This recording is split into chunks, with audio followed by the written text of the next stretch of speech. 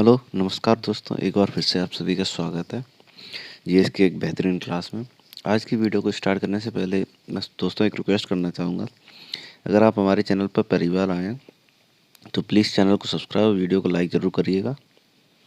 इससे हमें मोटिवेशन मिलता है। इसलिए आज ये जीएस की जो मॉक टेस्ट की है वो 3rd क्लास होने वाली है। इसे आप मिनी मॉक टेस्ट के नाम से भी देख सकते हैं। चलिए आज की वीडियो को टाइम वेस्ट न करते हुए स्टार्ट करते हैं। पहला क्वेश्चन होने वाला, अग्नि वॉरियर निम्नलिखित में से किन देशों के बीच एक द्विपक्षीय अभ्यास है? ऑप्शन नंबर 1 है भारत सिंगापुर, ऑप्शन नंबर 2 है भारत फ्रांस, ऑप्शन नंबर 3 है भारत और मलेशिया, ऑप्शन नंबर 4 है भारत और श्रीलंका। थोड़ा विचार कीजिए दोस्तों, किस किस के बीच हो सकता है ये? अग्नि वॉरियर की बात करें तो अग्नि वॉरियर भारत और सिंगापुर के बीच के द्विपक्षीय अभ्यास होता है। भारत और फ्रांस के बीच की बात करें तो भारत और फ्रांस के बीच कौन सा द्विपक्षीय अभ्यास होता है? उसका नाम है इंडो फ्रांस। इंडो फ्रांस के नाम से जाना जाता है। बात करें तो ये लास्ट कहाँ पर हुआ था? 2023 में। 2023 में हुआ था ये तिरुवनंतपुरम में। और भारत और मलेशिया की बात करें तो भारत और मलेशिया के बीच में होता है हरेमाऊ शक्ति। हरेमाऊ शक्ति ये द्विपक्षीय अभ्यास है जो भारत और मलेशिया के बीच में होता है। इसकी बात करें तो ये 2023 में उमरोई छावनी में हुआ था। और भारत और श्रीलंका के बीच की बात करें तो ये होता है मित्र शक्ति।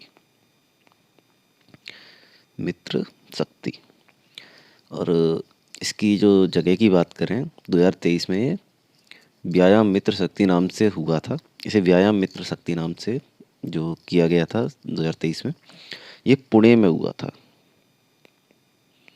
पुणे में ये हुआ था और 16 से 29 नवंबर तक ये द्विपक्षीय अभ्यास चला था भारत और श्रीलंका का। नेक्स्ट देखते हैं। यह भी मैंने जैसे भारत और श्रीलंका के बीच की बात करें, द्विपक्षीय अभ्यास अग्नि वॉरियर 12वां संस्करण जो 13 नवंबर 2022 को शुरू हुआ था। 13 नवंबर 2022 को ये शुरू हुआ था। 30 नवंबर 2022 को field firing range Devlali Maharashtra में संपन्न हुआ था। नेक्स्ट क्वेश्चन की ओर आते हैं। महात्मा गांधी नई श्रृंखला के नोट 20 रुपए के नोट के पीछे कौन सी तस्वीर है? लाल किला है, एलोरा की गुफाएं हैं, सांची स्तूप है या फिर रानी की बाव है? विचार कीजिए दोस्तों। जो 20 रुपए के नोट के पीछे है वो एलोरा की गुफाएं हैं। लाल किला की बात करें, लाल किला कौन से नोट के पीछे आता है? लाल किला आता है 500 के नोट के पीछे। सांची स्तूप की बात करें, सांची स्तूप आता है 200 के। और रानी की वाव की बात करें तो रानी की वाव आती है 100 रुपए के नोट के पीछे। चलिए एक बार शुरू से शुरू करते हैं। 20 रुपए के नोट के पीछे की बात करें तो एलोरा की गुफाएं, जैसा कि अभी हमने पढ़ा था। 50 की बात करें तो हम्पी, ये हमने अभी नहीं पढ़ा था इसलिए हम्पी। और 200 की बात करें जैसा कि अभी हमने पढ़ा सांची स्तूप। और 100 की बात करें तो रानी की बाव। 500 पे तो भी हमने पढ़ाई लाल किला। और 10 रुपए का नोट बचा था दोस्तों। 10 रुपए की बात करें तो इसके सूर्य मंदिर, कोणार्क का सूर्य मंदिर 10 रुपए के नोट के पीछे आता है। ये कुछ की पॉइंट्स हैं। अप्रैल 2019 में आरबीआई ने महात्मा गांधी नई श्रृंखला के नोट 20 रुपए के नोट की मुद्रा जारी की थी। 20 रुपए के नोट पर रिजर्व बैंक के गवर्नर के हस्ताक्षर होते हैं। जो रिजर्व बैंक के गवर्नर होते हैं उनके हस्ताक्षर होते हैं 20 रुपए के नोट पर। नए नोट का आधार रंग है हरा पीला। 20 रुपए के मूल्य वर्ग के नोट के पीछे के हिस्से पर एलोरा की गुफाएं की आकृति, जैसा कि अभी हमने पढ़ा था। इसके आयाम यानी जो ऊंचाई और लंबाई की बात करें, लंबाई चौड़ाई की बात करें तो 63 मिलीमीटर इसकी बाई 129 मिलीमीटर इसकी लंबाई चौड़ाई है। थर्ड क्वेश्चन है, महाराजा धीराज की भव्य उपाधि धारण करने वाला गुप्त वंश का प्रथम शासक कौन था? चंद्रगुप्त, चंद्रगुप्त द्वितीय, समुद्रगुप्त, हर्षवर्धन। थोड़ा विचार कीजिए कौन हो सकता है। इस क्वेश्चन का आंसर है चंद्रगुप्त प्रथम। दोस्तों चंद्रगुप्त सेकंड की बात करें तो विक्रमादित्य या चंद्रगुप्त विक्रमादित्य के नाम से ये प्रसिद्ध थे। भारत में गुप्त साम्राज्य के थर्ड शासक थे ये। समुद्रगुप्त की बात करें तो गुप्त साम्राज्य के सेकंड शासक थे ये। सेकंड ये हैं तो दोस्तों चंद्रगुप्त के द्वितीय के पिता होंगे ये, जैसा कि पता चल रहा है इससे। इन्हें भारत का नेपोलियन भी कहा जाता था। भारत का नेपोलियन जो नाम से फेमस है वो यही थे। दोस्तों राइटिंग थोड़ा सा गंदा है इसलिए प्लीज़ माइंड मत कीजिएगा। सर्वप्रथम सिक्के भी इन्होंने ही चलाए थे। सिक्के की जो श्रेय जाता है सर्वप्रथम वो इन्होंने ही चलाए थे। हर्षवर्धन की बात करें तो पुष्यभूति सम्राट थे और 606 से 647 तक इन्होंने शासन किया था। उत्तर भारत के राजा थे ये। उत्तर भारत में इन्होंने राज किया था। और इनके पिता की बात करें तो प्रभाकर वर्धन थे। प्रभाकर वर्धन, इनके पिता की बात करें तो प्रभाकर वर्धन थे, जो अलचोन हूण आक्रमणकारियों को हराया था। जिन्होंने अलचोन हूण आक्रमणकारियों को जिन्होंने हराया था प्रभाकर वर्धन, वो इनके पिताजी थे हर्षवर्धन के। ये कुछ इस क्वेश्चन से की पॉइंट्स हैं। चंद्रगुप्त प्रथम के बारे में देखते हैं। चंद्रगुप्त प्रथम की बात करें तो ये 319 से 335 ईस्वी तक इन्होंने शासन किया था। वह गुप्त वंश का एक राजा थे जिन्होंने उत्तर भारत में शासन किया था। जैसा कि अभी हमने बताया था, उनकी उपाधि महाराजा धीराज से पता चलता है कि वह राजवंश के पहले सम्राट थे, संस्थापक भी कह सकते हैं ना। नेक्स्ट क्वेश्चन है, सितंबर 2022 में नेटफ्लिक्स डॉक्यूमेंट्री अवर ग्रेट नेशनल पार्क्स में अपनी आवाज़ देने वाले एमी पुरस्कार किसने जीता है? आवाज़ देने के लिए एमी पुरस्कार किसने जीता है? Donald Trump, Will Smith, Barack Obama, Bill Clinton. इस क्वेश्चन की बात करें तो इस क्वेश्चन का आंसर होने वाला है बराक ओबामा। बराक ओबामा जी के बारे में बात करें, इनके बारे में बात करें तो अमेरिकी राजनीतिज्ञ हैं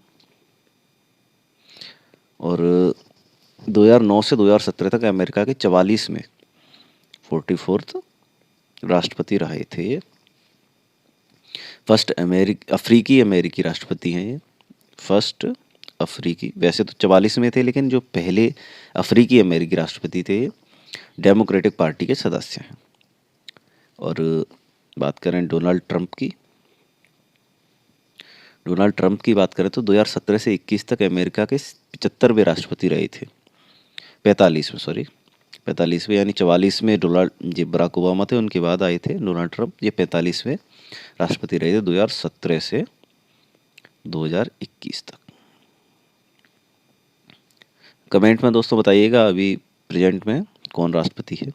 विल स्मिथ की बात करें तो अमेरिकी अभिनेता, रैपर और फिल्म निर्माता हैं ये। अमेरिकी अभिनेता हैं विल स्मिथ, फिल्म निर्माता भी है और रैपर भी है। बिल क्लिंटन की बात करें तो बिल क्लिंटन 1993 से 2001 तक 42वें राष्ट्रपति के रूप में इन्होंने कार्य किया था। अमेरिका के 42वें राष्ट्रपति के रूप में इन्होंने कार्य किया था। पाल वंश का संस्थापक कौन था? धर्मपाल, देवपाल, महिपाल प्रथम या फिर गोपाल? पाल वंश के संस्थापक की बात करें तो गोपाल। पाल वंश से संबंधित थोड़ी सी बात करते हैं पाल वंश के बारे में। भारतीय उपमहाद्वीप में उत्तर शास्त्री काल के दौरान एक शाही शक्ति थी जिसकी उत्पत्ति बंगाल क्षेत्र में हुई थी। इनकी उत्पत्ति बंगाल क्षेत्र में हुई थी। उत्तर शास्त्री जो काल था उसमें पाल साम्राज्य की जो अवधि की बात करें तो ये 750 से 1161 इन्होंने राज किया था। नेक्स्ट देखते हैं, ये कुछ पाल वंश से संबंधित की पॉइंट्स है। पाल वंश के संस्थापक गोपाल थे, जैसा कि अभी ने पढ़ा था। वह एक योद्धा वाप्यता के पुत्र थे। वाप्यता इनके पिता का नाम था, जिनके पुत्र थे।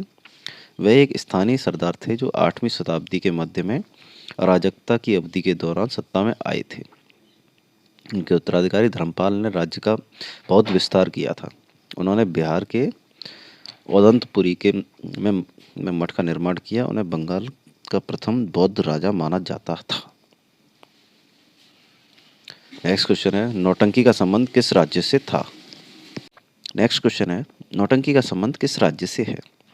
राजस्थान, महाराष्ट्र, उत्तर प्रदेश या गुजरात? थोड़ा विचार कीजिए इस क्वेश्चन पे।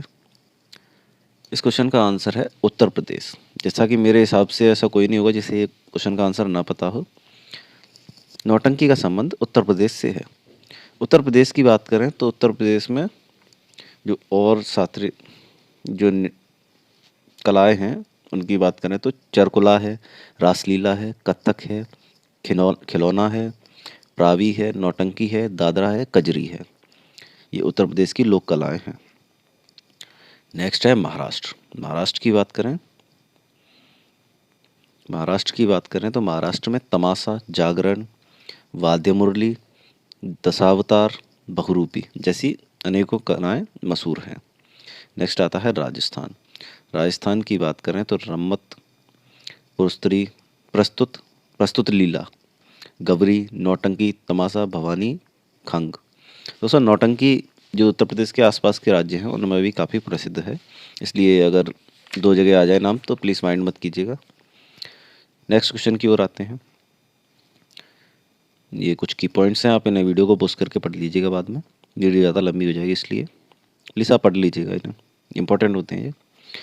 डेल्टा रहित सबसे बड़ी नदी कौन सी है? डेल्टा रहित जो भारत की सबसे बड़ी नदी है वो कौन सी है? नर्मदा है, तापी है, दोनों या इनमें से कोई नहीं? इस क्वेश्चन की बात करें तो आंसर है नर्मदा नदी। अब नर्मदा रिवर से कुछ थोड़ा सा संबंधित बात करते हैं। इसे इंग्लिश में नर्मदा या फिर नेर बुड्ढा के नाम से जाना जाता है।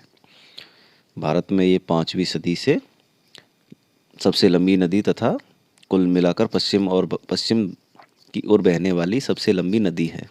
5वीं सदी से ये है। ये सर्वाधिक एमपी में बहती है। इसका जो सर्वाधिक इलाका है वो एमपी में बहता है। इसका स्रोत अमरकंटक है और लंबाई है 1312 मीटर इसकी लंबाई है। और नेक्स्ट रिवर ताप्ती रिवर की बात करें तो ये सतपुड़ा रेंज से निकलती है।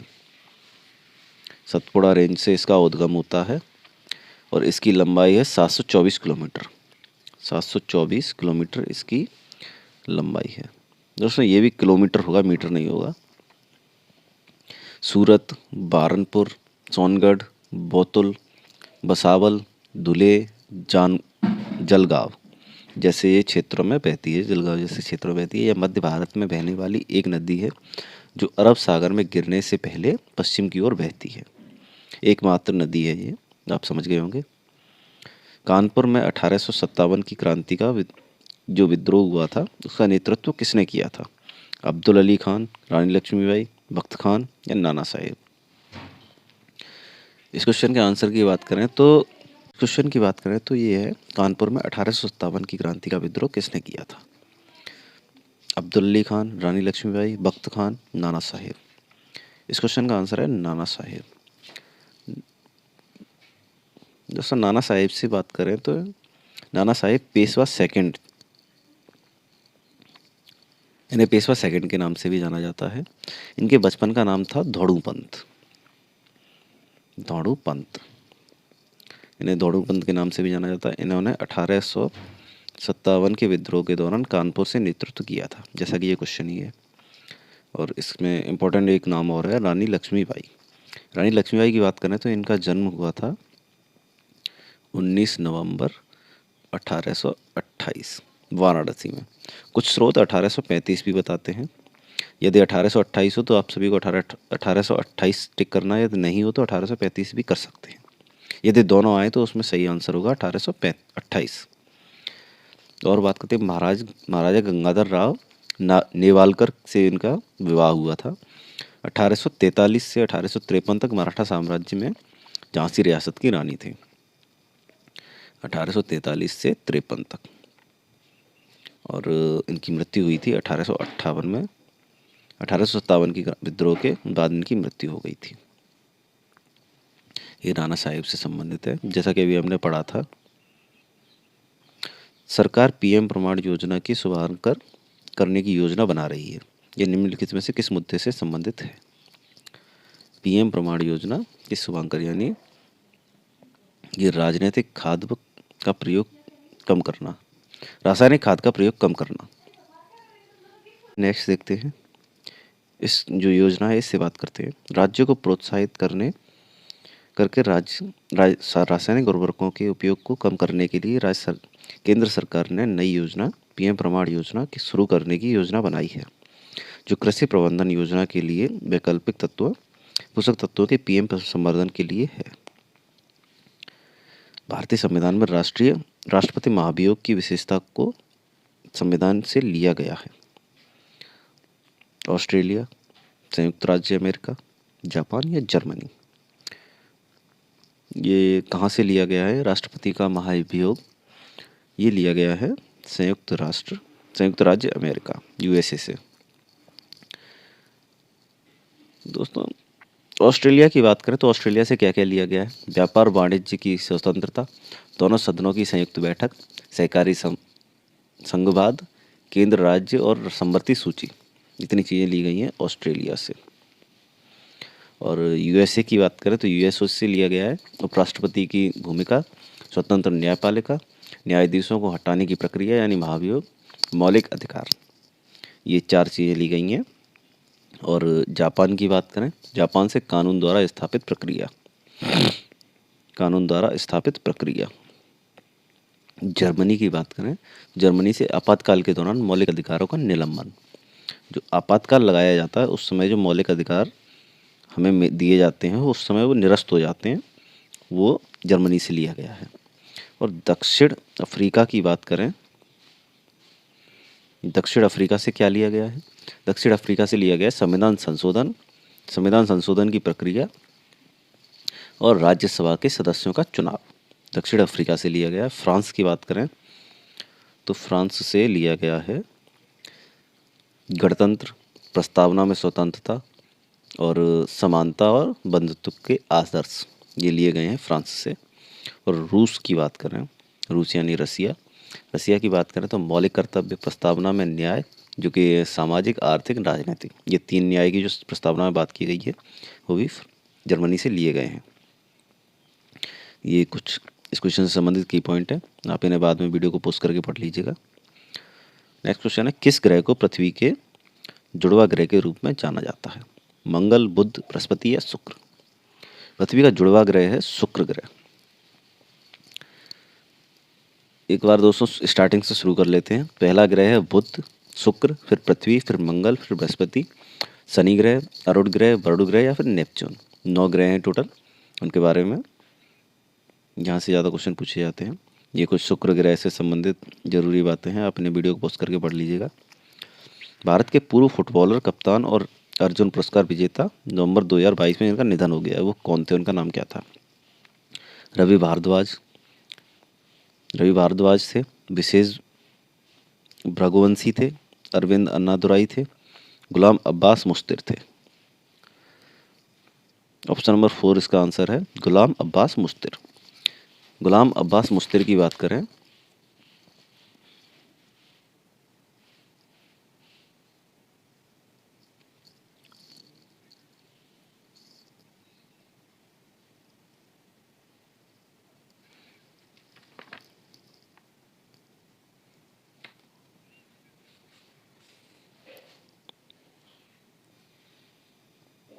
हेलो दोस्तों, सॉरी आवाज़ चली गई थी इसलिए। आगे देखते हैं दोस्तों, भारत के पूर्व बास्केटबॉल कप्तान और अर्जुन पुरस्कार विजेता गुलाम अब्बास मुस्तिर का निधन 2022 में 80 वर्ष की उम्र में हुआ था।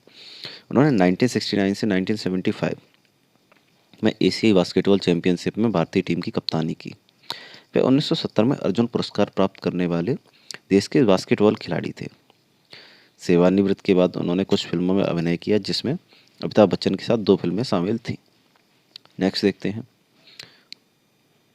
डीना बोलुआर्ट ने किस देश की पहली महिला राष्ट्रपति के रूप में इतिहास रचा है? Peru, Chile, Bolivia, Colombia. Dina Boluarte ने पेरू राज्य की पहली महिला राष्ट्रपति के रूप में कार्य किया है।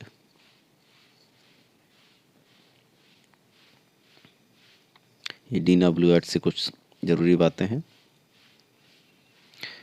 देखते हैं दोस्तों कुछ तारीख हैं ये। इनमें से किस तारीख को विश्व साक्षरता दिवस मनाया जाता है? 11 दिसंबर, 8 सितंबर, 20 मई, 22 जनवरी।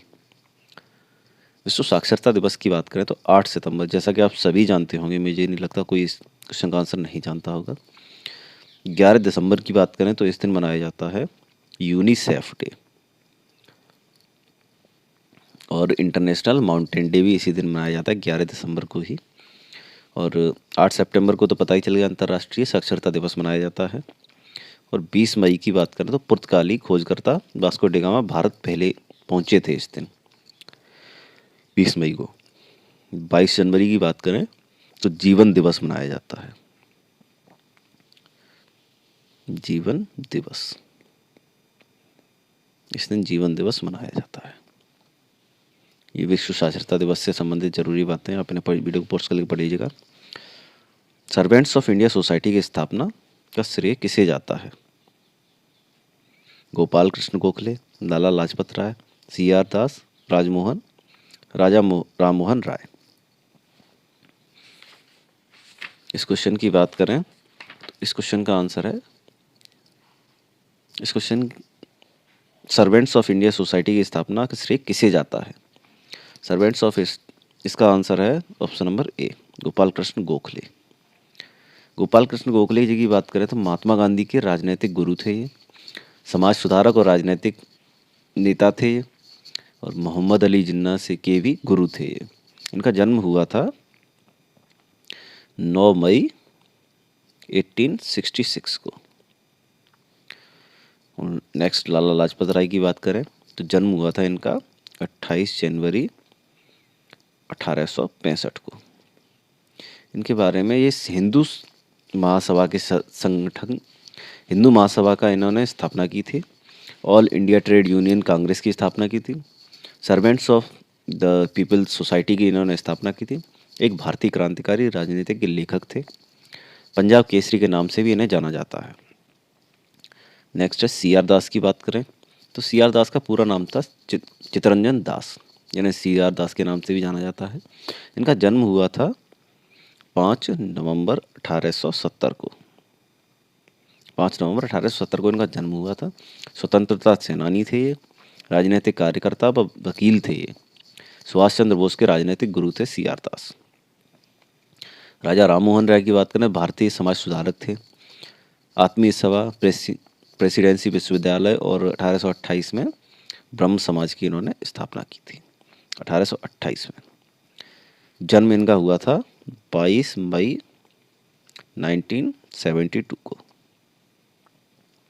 इनका जन्म हुआ था 22 मई 1972 को, राधानगर, खानाकुल जिले में। देखते हैं नेक्स्ट, किस अंग्रेज अधिकारी को खान के नाम से जाना जाता है? अंग्रेजी खान के नाम से।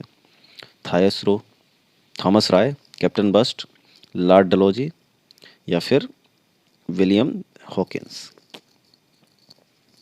इस क्वेश्चन की बात करें तो इस क्वेश्चन का आंसर है सीधा सीधा William Hawkins, sir William Hawkins. Next देखते हैं, ये कुछ जरूरी बातें हैं कि इन्हें किस तरह से नाम मिला था ये। जब भारत आज़ाद हुआ था तो उस समय कांग्रेस के अध्यक्ष कौन थे? महात्मा गांधी, जवाहरलाल नेहरू, JB कृपलानी, सरदार पटेल। थोड़ा विचार कीजिए इस क्वेश्चन पे। उस समय जो कांग्रेस के अध्यक्ष थे वो थे JB कृपलानी।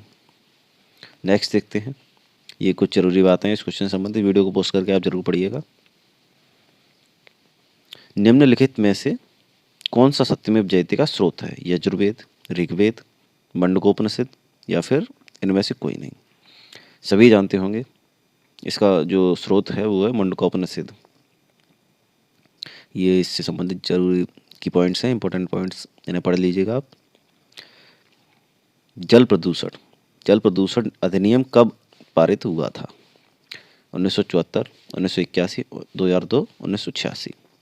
इस क्वेश्चन का आंसर है 1974। जो जल अधिनियम है ये प्रदूषण की रोकथाम और नियंत्रण के लिए पारित किया गया था। ये जल प्रदूषण से संबंधित अवधारणाएं हैं। निम्नलिखित में से कौन सिंधु सभ्यता स्थल में एक बंदरगाह का प्रमाण देता है? धौलावीरा, कालीबंगा, लोथल, हड़प्पा। सिंधु घाटी सभ्यता बंदरगाह की बात करें तो लोथल एक, जैसा कि आप जानते होंगे, बंदरगाह था। नेक्स्ट क्वेश्चन की ओर आते हैं। ये इस क्वेश्चन से संबंधित कुछ की पॉइंट्स हैं, पढ़ लीजिएगा आप। किस अधिनियम द्वारा ब्रिटिश सरकार ने चाय और चीनी के व्यापार पर ईस्ट इंडिया कंपनी के एकाधिकार को समाप्त किया? विनिमयन अधिनियम 1773, पिट्स इंडिया एक्ट 1784, विशेषाधिकार अधिनियम 1813 और विशेषाधिकार नियम 1833। ऑप्शन नंबर 4 इसका आंसर है। विशेषाधिकार अधिनियम 1833 से चाय और चीनी पर एकाधिकार को समाप्त कर दिया था। ये की पॉइंट्स आप अगेन पढ़ लीजिएगा। Ratan Tata the authorised biography नामक पुस्तक किसके द्वारा लिखी गई है? डॉक्टर थॉमस रो, अमीश त्रिपाठी, विक्रम संपत या फिर रजनीश सक्सेना। इस क्वेश्चन का आंसर है option number 1, Thomas Mathew. Next देखते हैं।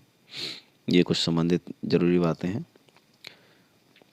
निम्नलिखित में से कौन सा पर्वत यमुना और सोन नदी को विभाजित करता है? भांडेर पर्वत, विंध्य पर्वत, कैमूर पर्वत या फिर मैकल पर्वत।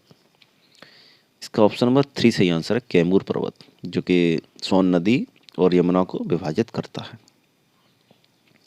ये संबंधित कुछ जरूरी की पॉइंट्स हैं इस क्वेश्चन से। दोस्तों आज की वीडियो में बस इतना ही। यदि वीडियो आपके लिए जानकारीपूर्ण रही हो तो प्लीज़ वीडियो को लाइक और चैनल को सब्सक्राइब जरूर कीजिएगा और अपने दोस्तों को भी भेज दीजिएगा। दोस्तों प्लीज़ चैनल को सब्सक्राइब जरूर कर लीजिएगा, क्योंकि मैंने देखा है बहुत से लोग चैनल को सब्सक्राइब और वीडियो को लाइक भी नहीं करते हैं। कम से कम दोस्तों वीडियो को लाइक तो कर ही दीजिएगा। चलिए धन्यवाद, नेक्स्ट वीडियो में मिलते हैं।